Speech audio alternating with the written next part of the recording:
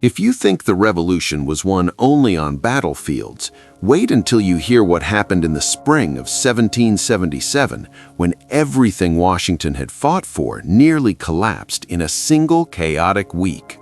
Hit that like button and subscribe, because this story will change everything you thought you knew about how America survived its darkest hour. March through July 1777. The opening of the campaign that would decide whether the United States would live or die. While Franklin negotiated in the palaces of Europe, Washington faced an enemy that seemed unstoppable, an army that was fracturing from within, and a Congress that couldn't decide who should lead. This is the story of how America's military leadership nearly tore itself apart, how British forces prepared for the final crushing blow, and how a series of raids, ambushes, and desperate gambles kept the cause of independence alive just long enough to matter. General Charles Lee, for whom Congress and Washington offered 6 Hessian field officers in exchange and threatened retaliation if the Hessians were to be treated as deserters or rebels, and his captors that the colonies declared independence against his advice and volunteered to negotiate their return to their old allegiance. With the sanction of the Howes, on the 10th of February, he wrote to Congress requesting that 2 or 3 gentlemen might be sent to him immediately to receive his communications and mailed at Redwood Creek to Elihu Hall, to Robert Morris and Richard Henry Lee, to urge the compliance with his request as of the last importance to himself and to the public. Congress promptly resolved that it was altogether improper to send any of their body to communicate with him. On the 11th of March, during a fruitless interview of 9 hours on the subject of the exchange of prisoners, Watson of the British Army, speaking under instructions from Howe, took occasion to say to Harrison, the American, "What should prevent General Washington, who seems to have the power in his hands, from making peace between the two countries?"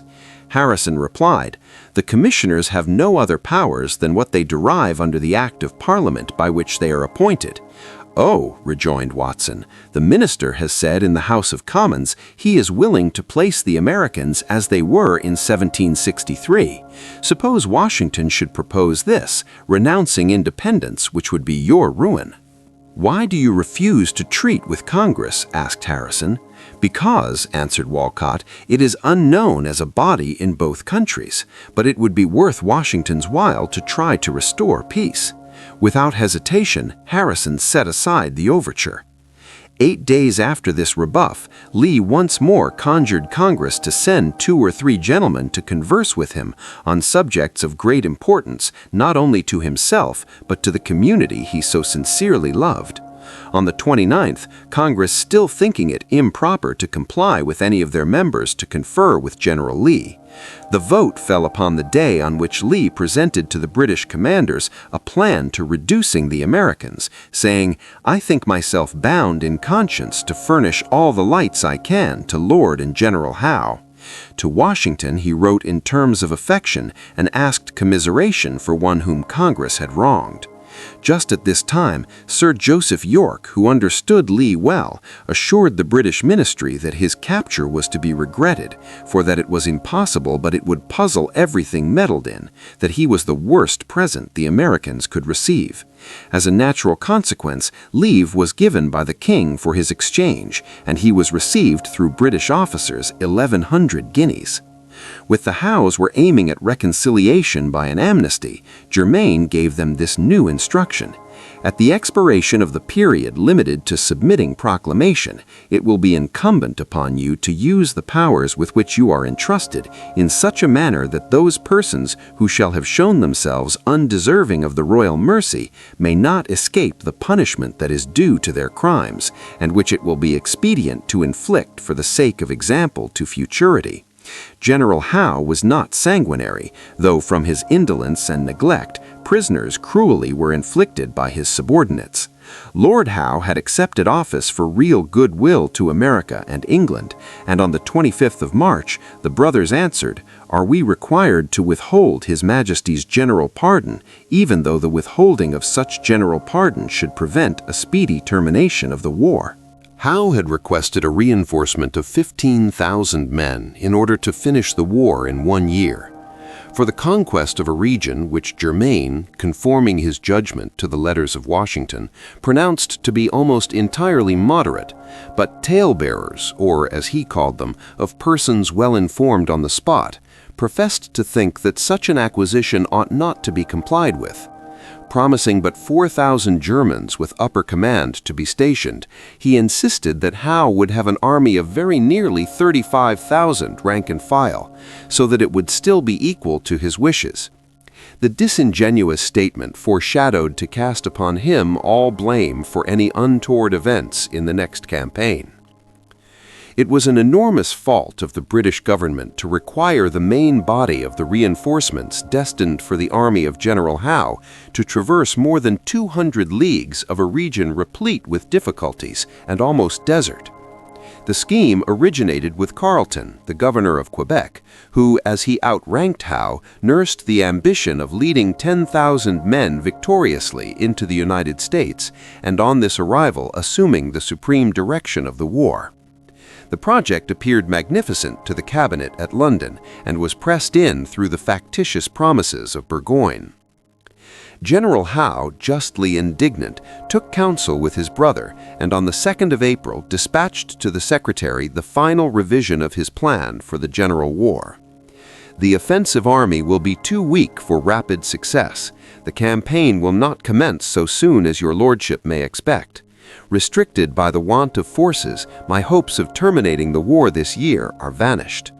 Relinquishing a principal part of what he had formerly proposed, he announced his determination to evacuate the Jerseys and invade Pennsylvania from the sea. He further made known, alike to Carleton and to the secretary, that the army which was to advance from Canada would meet with little assistance from him. Early in the spring, 2 brigades and several companies of grenadiers and light infantry were transferred from Rhode Island to Amboy. In the middle of March, Washington's whole number in Jersey fit for duty was under 3,000, and these, 981 excepted, were militia who stood engaged only till the last of the month. In New Jersey, the theater of war, he advised that every man able to bear arms should turn out, and that no one should be allowed to buy off his service, for, said he, every injurious distinction between the rich and the poor ought to be laid aside now. The want of arms was relieved by the arrival of ships freighted by Beaumarchais from the arsenals of France. Congress, in appointing 4 more major generals on the pretext that Connecticut already had 2 of that rank, passed over Arnold, the oldest brigadier. To Washington, Arnold complained of the wrong to his loftiest feelings. To Gates he wrote, "By heavens, I am a villain if I seek not a brave revenge for injured honor." On the 1st of March, Alexander Hamilton joined the staff of the commander-in-chief as his secretary, and thus obtained the precious opportunity of studying the course of national affairs from the largest point of view and under the wisest guidance. On the same day, 6 new brigadiers were appointed. Stark stood at the head of the roll of New Hampshire for promotion, was the best officer from that state, and had rendered very great service at Bunker Hill, Trenton, and Princeton. But on the plea that his commission having sprung over, chafing at the injustice, he retired to his freehold and his plow, scorning his patriotism, like the fire of the smithy when sprinkled with water, glowed more fiercely than ever. In March, Greene was sent to Philadelphia to explain to Congress the pressing wants of the army. By his suggestion, the commander-in-chief, as well as the chief officer in every department, was permitted, but no longer required, to consult the general officers under him, and it was recognized as his duty, finally, to direct every measure according to his own judgment. To raise an army from Washington in any way so good as that of drafting, adopted by Massachusetts, on an equal apportionment of its quota to each of its towns, the Congress, in case voluntary enlistment should prove insufficient, advised indiscriminate drafts from the militia of each state. To the command of the forts in the Highlands on the Hudson, George Clinton was appointed with the concurrence of New York, of Congress, and of Washington. In the Northern Department, confusion grew out of the rivalry between Schuyler and Gates. Congress, on the 17th of June, 1776, had directed the commander to send Major General Gates to take the command of the American forces in Canada. But before he arrived there, the American army had retired beyond its boundary. A question therefore arose whether Gates remained independent of Schuyler. Congress disclaimed the design to vest him with the whole command. Schuyler, while the troops would be this side of Canada, and they recommended harmony to both generals. Harmony between them was impossible, and other service was thought of for Gates. But in February 1777, a letter from him set forth to them his own merits, urging, "I had the honor to command in the second post in America, and to prevent the enemy from making their excursions with desired effect." This at least was a falsehood, but meantime Schuyler sent to Congress a querulous letter, which they voted to be highly derogatory to the honor of Congress. 2 days later, a majority, chiefly of the New England members, without consulting the commander-in-chief, directed Gates to repair immediately to Ticonderoga and take command of the army there. Claiming to be appointed to the most important post in all America, Gates, as if master over all, left for Lowell of Massachusetts a plan how to station every part of the American army upon the opening of the campaign, and continued to enjoin its exact execution as the best that could be framed for the defense of American liberty. From Albany, near the end of April, he writes to Congress, "I foresee the worst of consequences from too great a proportion of the main army being drawn into the Jerseys. Request Congress in any event to order 2 troops of horse to Albany." And Congress directed Washington to forward 2 troops of horse to General Gates. Washington thought that the requisitions of Gates should be made directly to himself. At least he should receive a duplicate of them, but Gates insisted on dealing directly with Congress as the common parent of all the American armies. He asked the appointment of his friend, William Gordon, afterward historian of the Revolution, as chaplain general of the Northern Army. In the autumn of 1766, Kosciuszko, a Polish officer of courage, modesty, and sound judgment, took part with America. Gates, who describes him as an able engineer and one of the best and most talented draftsmen he ever saw, wisely selected him for the Northern service and ordered him, after he should have thoroughly made himself acquainted with the works, to point out where and in what manner the best improvements and additions could be made thereto. On the 19th of May, resuming his self-conceit, he writes to the President of Congress, "In my name, assure Congress that the good ground may hope Ticonderoga will be as safe this year as it was the last." To Lowell, he scoffingly proposed that Schuyler should go and command at Peekskill, near the New York Convention and in the center of the colony. At his petulant requisition for tents, Washington explained why there was a scarcity of them. At this, Gates complained to Lowell how little he had to expect from George Washington. Generals, like Parsons, are all for christening their own child first. Yet, as an encouragement to learning between us, he continued. Waiting many weeks for ordnance and stores, he announced to Washington, "I'm resolved to leave Albany before I see the bulk of them before me." In the second week of April, Schuyler resumed his seat in Congress, fired in the purpose of recovering his command.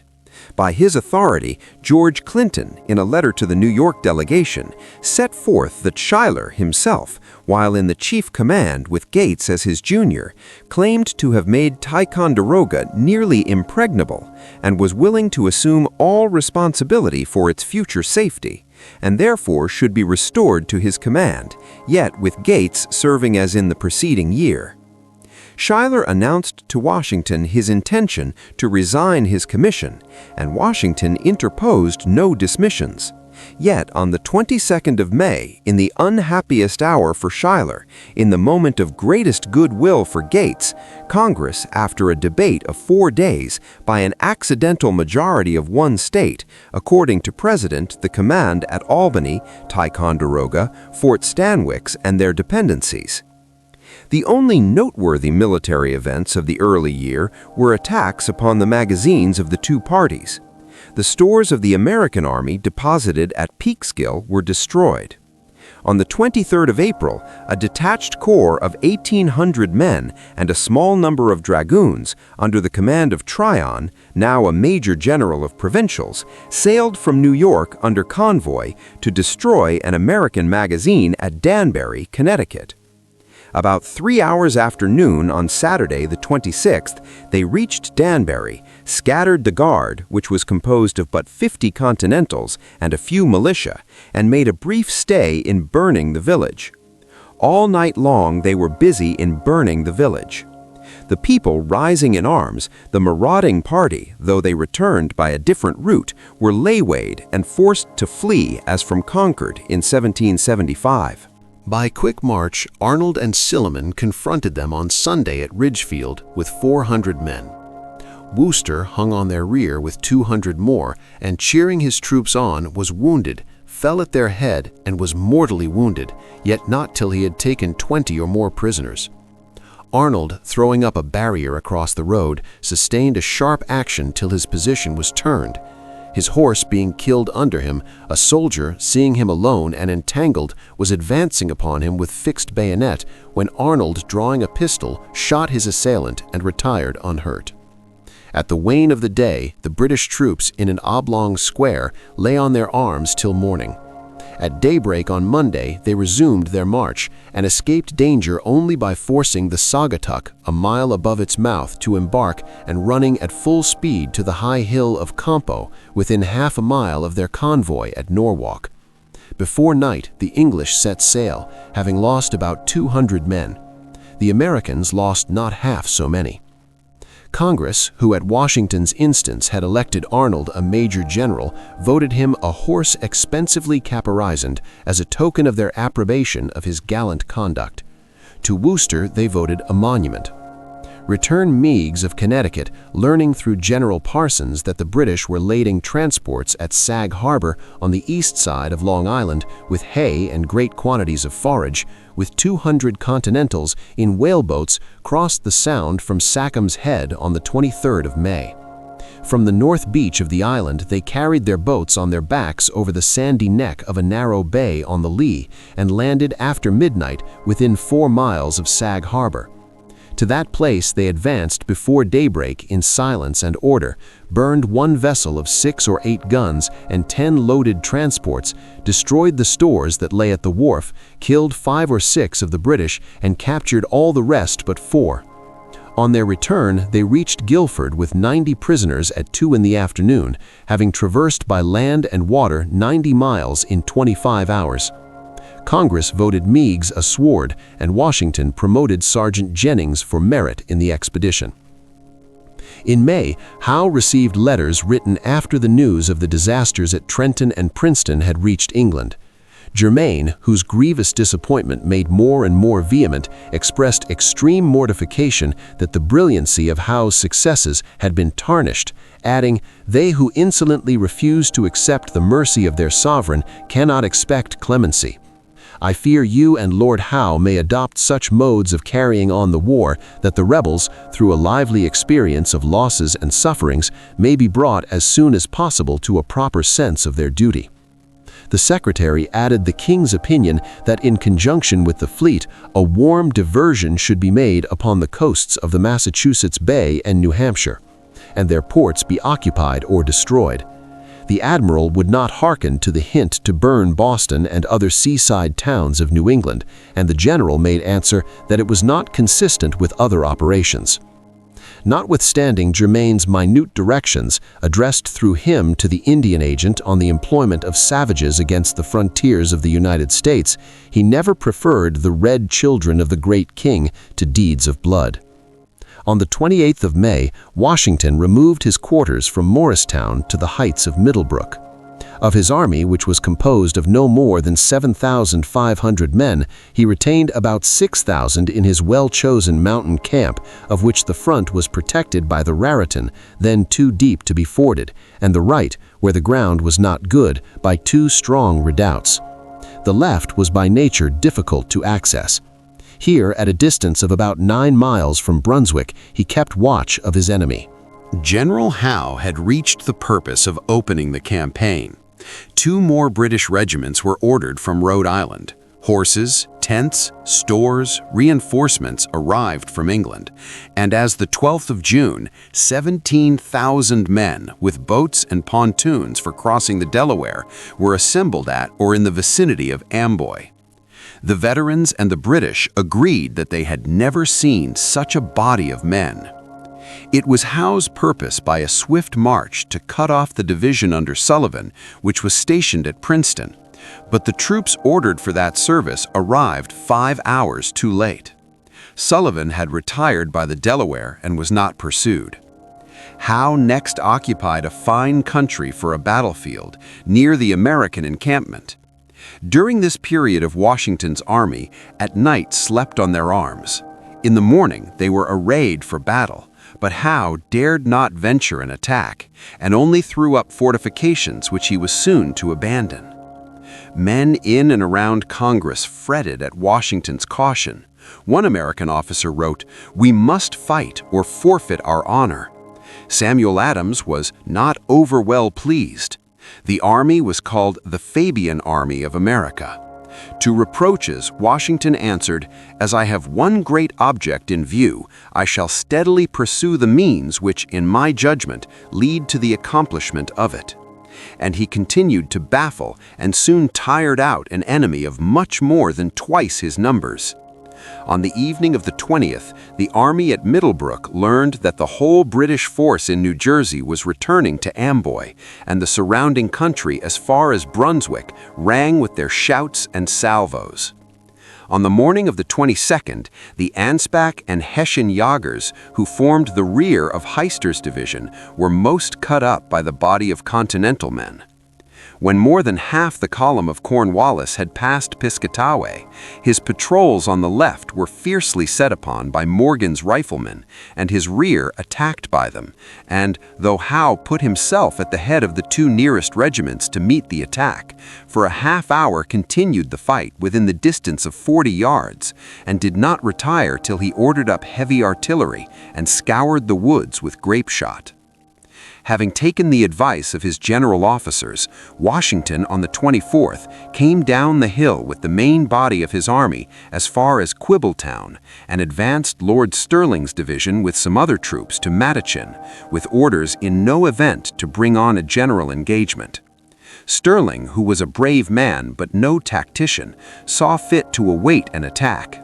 His position was turned and his party put to flight, leaving 2 small cannon. The British lost about 70 men, the Americans, including prisoners, full twice that number. Washington returned to the heights at Middlebrook. On the 30th, Howe evacuated New Jersey, never again to step on its soil. A great American victory would not have given a deadlier blow to British supremacy. Jerseymen who had accepted British protection fled to Staten Island. In Philadelphia, Congress celebrated the first anniversary of independence with a feeling of security. The bells rung all day and all the evening, firing of the artillery, now volleys, now salutes, showed the new flag of the 13 United States. 13 stripes, alternate red and white. For the Union, 13 stars, white in a blue field, represented a new constellation. At 3 o'clock, the ships in the stream were manned. At 3, the members of Congress and officers of the government of Pennsylvania dined together. Our country was on the lips of everyone. The heroes who have fallen were commemorated. The Hessian band, captured at Trenton, played all the while, and there were military parades and at night bonfires, fireworks, and a general illumination. 6 days later, a most daring adventure succeeded. Prescott, one of the commanders of the British forces at Rhode Island, had his quarters at a farmhouse about 4 miles from Newport on the west side of the island, 2 miles from any troops, with no patrols along the shore and no protection but a sentry and a guard at the only ford, and 2 miles from his madness. William Barton, a native of Warren, then a lieutenant colonel in the Rhode Island militia, on the night following the 9th of July, embarked in whaleboats at Warren's Neck a party of 40 volunteers, steered between the islands of Patience and Prudence, and landed at Redwood Creek. Coming up across fields, they surrounded Prescott's house, burst open the doors, took him and Lieutenant Barrington of their body, hurried them to the water without giving them time to put on their clothes, and while men from the several camps were searching for him, added to their escape on the fog that passed the stern of the guard ship, which lay against Hope Island, regained Warwick, and forwarded their captives to the American headquarters in Providence. In rank, Prescott was the equal of Lee, and they were promptly exchanged.